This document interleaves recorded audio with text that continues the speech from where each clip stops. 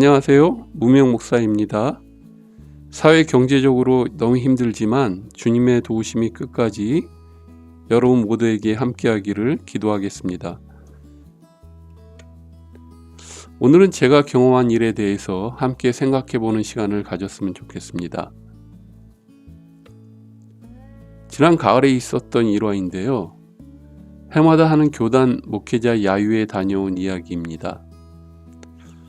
목회자들의 야유회이기 때문에 목사님들과 사모님들의 야유회라고 생각하시면 되겠습니다. 저는 지리산을 간다기에 가을 단풍을 즐길 기회라고 생각해서 이번에 처음으로 아내와 함께 가기로 했습니다.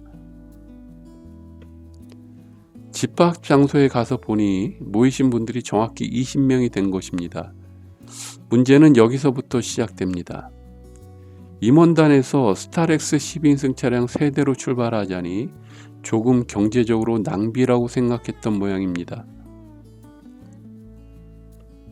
결국 스타렉스 10인승 차량 2대로 한 차에 10명씩 타고 가기로 결정했습니다.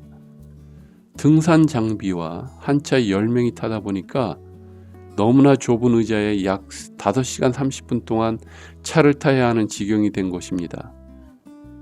그런데 더 큰 문제가 발생하게 됩니다. 우리가 탄 차가 오래된 차여서 가운데 접이식 의자가 고장이 나서 심히 기울어져 있는 것입니다. 아무튼 좁은 차는 지리산을 향해서 달리기 시작했습니다. 아니나 다를까 그 기울어진 좌석에 앉은 여자 전도사님이 허리 통증을 호소하기 시작한 것입니다. 하는 수 없이 1시간 정도 달려 조금 일찍 첫 휴게소에 도착했습니다. 그런데 당혹스러운 일이 발생합니다. 그 일은 모든 사람들이 화장실을 갔다 와서 그 문제에 기울어진 의자만 남긴 채 앉아 있는 것입니다.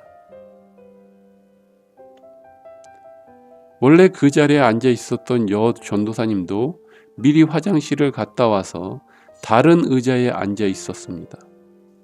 순간 정적이 흐르고 이때 마침 화장실에서 돌아온 제 아내가 그 고장난 자리에 턱 앉는 것입니다. 내심 저 자리만은 제 아내가 앉지 않게 되기를 바랬습니다. 사실 올 한 해 목사 사모 역할을 하느라 너무도 고생해서 스트레스를 풀어줄 겸해서 왔는데 그 비좁은 기울어진 자리에 앉게 되니 내심 약간 짜증이 난 상태가 되었습니다. 그렇다고 해서 덩치 큰 내가 그 가운데 자리에 앉으려니 양쪽 모두 다 불편하게 되고 할 수 없이 그렇게 다시 출발하게 되었습니다. 나중에 아내가 말하기를 그 자리에 자신이 앉지 않으면 이 여행이 참 즐겁지 못하게 될 것 같다는 생각이 들었다는 것입니다. 교통은 막히고 자리는 비좁고 의자는 기울어져 있는데 아내가 그 자리에 앉아 계속 가야 하는 생각에 참 제 마음이 불편하였습니다. 하지만 다음 휴게소에서는 어느 누군가 자리를 교체해 주겠지 하는 기대와 희망을 갖고 다시 출발했습니다. 그런데 그런 희망과 기대는 금세 물거품이 되고 맙니다. 서로 교대해서 가면 고통을 나눌 수가 있을 텐데 그런 희생을 나눈 지와 사랑이 없다는 것에 너무도 마음이 아팠습니다. 일명 목회자의 야유회인데 말입니다. 결국 그렇게 제 아내만 힘들지만 힘들다는 내색 없이 겨우 지리산에 도착한 것입니다. 그런데 본격적으로 지리산을 오르려고 하는데 또 문제가 생기게 됩니다. 저는 등산을 하면 완전한 장비를 구비하여 준비하는 편입니다. 이번에 문제는 아내를 비롯하여 많은 목회자분들이 등산 장비를 준비하지 않은 것입니다. 제 아내도 평소 등산을 좋아하지 않아서 등산 폴대가 없습니다. 그래서 제가 준비한 폴대 2개 중 1개를 아내에게 주고 산행을 시작하였습니다. 그런데 거의 5시간 동안 비좁고 기울어진 의자에서 힘겹게 왔던 아내가 제가 준 폴대를 옆에 가고 있는 조금 살이 쪄서 산행에 힘겨워하는 여자 전도사님에게 주는 것입니다. 그리고 제 아내는 산에서 나무 작대기를 주어서 그것을 잡고 산행을 하는 것입니다. 그래서 따라가던 저는 할 수 없이 제 폴대를 아내에게 주었습니다. 그런데 아내가 목사인 나를 위해 한사코 받지 않겠다는 것입니다. 내심 이제 저도 모르게 화가 끓어오르기 시작했습니다. 아니 5시간 동안 힘들게 오면서 허리도 아플 텐데 폴대마저 다른 사람에게 주고 자기는 산에서 주운 막대기를 들고 등반하면서 정작 제가 주는 폴대는 받지 않겠다고 하니 정말 마음이 안 좋았습니다. 아무튼 우여곡절 끝에 산행을 마치고 내려왔습니다. 그런데 내려와서 보니 등반 폴대를 전혀 준비하지 않는 분들에게 산에서 제 아내가 무려 6개의 짱짱한 막대기를 주어서 내려오게 한 것입니다. 모두 다 아내에게 감사의 말을 전하며 지리산 등반을 잘 마쳤다고 하니 우여곡절이지만 야유회를 은혜롭게 마쳤다고 생각했습니다. 그런데 그러한 감사하는 마음은 말에 그칠 뿐이었다는 것을 금세 깨닫게 된 것입니다. 여러분도 짐작이 가시나요? 맞습니다. 다시 서울로 올라오는 스타렉스 승합차를 타야 하는데 이번에도 그 기울어진 좌석에 아무도 타지 않으려는 것입니다. 할 수 없이 아내가 그 자리에 또 앉게 된 것입니다. 그 누구도 그 자리를 앉겠다고 나서는 사람이 이번에도 없는 것입니다. 결국 장장 11시간을 그 기울어진 자리에 앉게 된 사람은 아내였습니다. 여러분, 이것이 기독교의 현 주소일까요? 이것이 목회자들이라고 하는 사람들의 현 주소일까요? 다 무슨 이유가 있고 말할 수 없는 사정이 있겠지만 제 아내도 사실은 허리가 매우 아픈 심한 척추 측만증을 앓고 있었거든요. 예전에 1박 2일이라는 예능 프로그램에 강호동이라는 분이 복불복이라는 게임에서 이러한 유행어를 했던 멘트가 생각납니다. 나만 아니면 돼. 저는 이러한 멘트가 예능에 우연히 나오는 것이라고 생각하지 않습니다.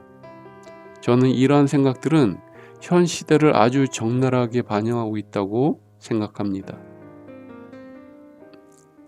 나만 아니면 돼.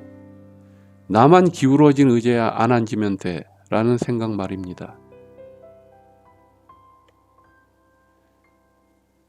이제 이러한 생각들이 우리 기독교 내에도 그것도 신앙의 정점에 있다고들 하는 목회자의 세계에 여지없이 들어와 있다는 것이 너무도 서글펐습니다. 2000여 년 전에 예수님이 마태복음 23장 23절로 24절에 하신 말씀이 생각납니다. 그러므로 무엇이든지 그들이 말하는 바는 행하고 지키되 그들이 하는 행위는 본받지 말라. 그들은 말만 하고 행하지 아니하며 또 무거운 짐을 묶어 사람의 어깨에 지우되 자기는 이것을 한 손가락으로도 움직이려 하지 아니하며. 이 말씀은 예수님이 종교 지도자들을 향해서 말씀하신 아주 낯뜨거운 말씀입니다. 오늘날 목회자들이 말은 많은데 손가락 하나 움직이지 아니한다고 지금 말씀하시는 것입니다. 이러한 이기적인 종교 지도자들의 모습이 예수님의 제자들에게도 있었다는 것을 아십니까? 마태복음 26장 14절 이하를 보면 예수님이 제자들과 유월절을 준비하면서 최후의 만찬에 대한 장면을 기술하고 있는데요. 이 말씀을 자세히 읽고 묵상해 보면 아주 기가 막힌 말을 하는 사람이 일반 백성들이 아닌 바로 예수님의 제자들에게서 나오고 있다는 사실을 발견하게 된다는 것입니다. 예수님이 최후 만찬에서 유다를 생각하며 이러한 말을 하게 됩니다. 나를 팔 자가 너희 중에 있겠다. 예수님이 이 말씀을 하신 이유는 아마도 자신을 마지막으로 배신할 자인 유다를 가리키며 했던 말입니다. 유다를 생각하며 너희 중에 나를 배신할 자가 있겠다고 말씀하신 것이었습니다. 그런데 전혀 뜻밖의 말이 다른 제자들 모두에게서 나오게 된 것입니다. 그 말이 바로 나는 아니지요 라는 말입니다. 이 말을 달리 말하면 예수님은 자신을 배신할 자로 유다만 생각했었는데 의외로 제자들 모두가 예수님을 배신할 마음을 가지고 있었다는 것입니다. 나는 아니지요. 나는 배신할 자가 아니지요. 이 말 속에는 이미 제자들 모두에게 배신할 정서를 가지고 있었다는 것입니다. 여러분도 저도 모두 나는 아니지요라고 마음 한구석에 배신의 마음을 품는 자는 아닌가요? 종교 지도자인 목회자들이 오히려 나만 아니면 돼라고 말하는 제자들은 아닐까요? 예수님이 다시 물어보십니다. 뭐라고 대답하시겠습니까? 희생과 헌신의 주인이신 예수 그리스도의 아름다운 삶을 온전히 따랐던 선배 목회자들이 그립습니다. 우리 모두 그리스도의 향기를 품는 자가 되어야겠습니다. 여러분이 그 아름다운 향기의 주인공이 되시면 어떨까요? 이 험난한 기독교 현실이 한 구석에서 복음만을 전하고자 하는 무명 목사였습니다. 마지막으로 저는 매일 한 끼 금식 기도를 하는 목회자입니다. 고난 가운데 있는 분이나 기도가 필요하신 분이 계시면 댓글 또는 이메일로 사연을 남겨주세요. 연락 주신 모든 분들을 위해 기도하고 진심으로 중보하겠습니다. 감사합니다.